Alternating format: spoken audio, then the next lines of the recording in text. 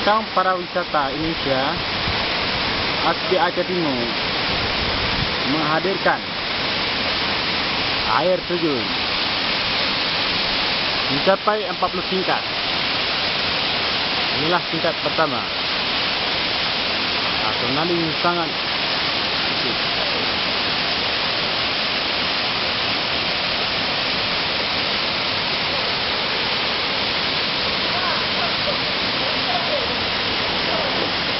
Asri Aceh Timur, Pak Mustafa Kamal bersama ketua.